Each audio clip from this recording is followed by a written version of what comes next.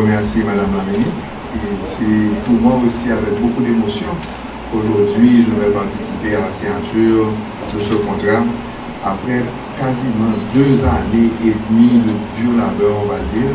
D'abord, pour conduire les études, discuter, négocier, revoir les études avec la firme qui a fait l'étude, qui est une firme taïwanaise, américano-taïwanaise, on va dire, plutôt américaine.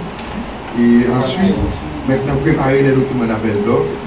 Et une fois, avoir un appel d'offres infructueux, relancer l'appel d'offres encore. Et cette fois, après des négociations relativement dures, on va dire, pouvoir arriver à une entente avec la firme Hongrian Construction pour la mise en œuvre de ces 3 édifices-là. C'est encore avec beaucoup d'émotion, puisque aujourd'hui, et comme vous venez de le signaler, vous êtes là encore avec nous. Mais malheureusement, nous n'avons pas avec nous Michel Présumé, qui est actuellement secrétaire d'État au ministère de la Planification, qui a été l'artisan principal. Naturellement, je l'ai appuyé, mais il faut avouer qu'il a été l'artisan principal de tout ce travail. Et voilà qu'il est avec nous, pas de l'autre côté de la barrière, mais à une autre position. Et vraiment, Michel, je te fais un coup d'œil aujourd'hui, et puis je te dis merci et compliments. On s'est battu parce qu'on n'est pas toujours d'accord. Michel a un caractère très fort. Et il est mon aîné en termes de promotion à la faculté des sciences.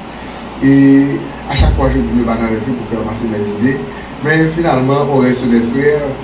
Et vraiment, Michel, merci. Merci pour tout ce travail. Je vais rapidement vous présenter ces 3 projets, une fiche technique de ces 3 projets. Vraiment un résumé très succinct avant de procéder à la signature.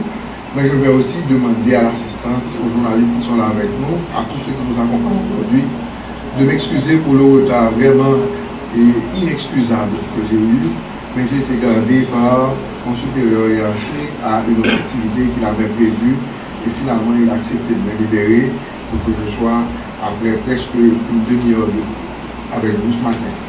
Et donc on va signer les contrats pour la construction du ministère de l'économie et des finances, qui est un bâtiment de 5 étages avec 2 niveaux de parking, 21 000 m² et pouvant abriter environ 2000 personnes. Ça va être le rez-de-chaussée plus 6 étages.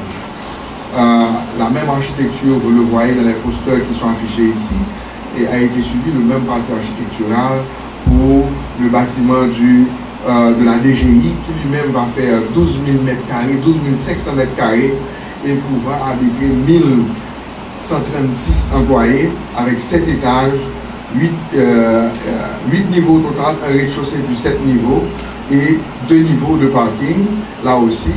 Et en même temps la DGI et la douane qui va être lui un bâtiment de 9000 m² et pouvant accueillir environ 800 personnes, mais qui sera lui à 5 étages, 4 étages de bureaux et aussi 2 niveaux de parking.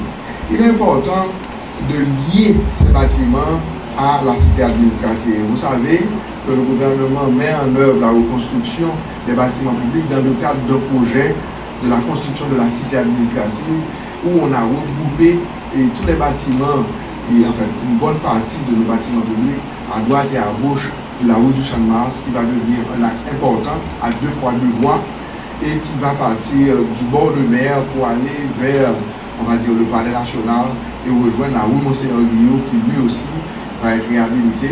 Ces études sont terminées et elles sont la base des démolitions qu'on a entrepris.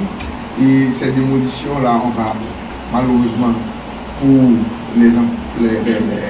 ceux qui vivent à droite et à gauche de cette rue-là, continuer cette opération puisqu'il faut libérer les terrains pour pouvoir conduire les études géotechniques. Et voilà que nous avons avancé avec les projets d'études du ministère de la Planification et aussi de la mairie de Port-au-Prince. Et donc nous sommes vraiment en droite ligne sur nos objectifs pour la reconstruction, on va dire, de cette cité administrative-là.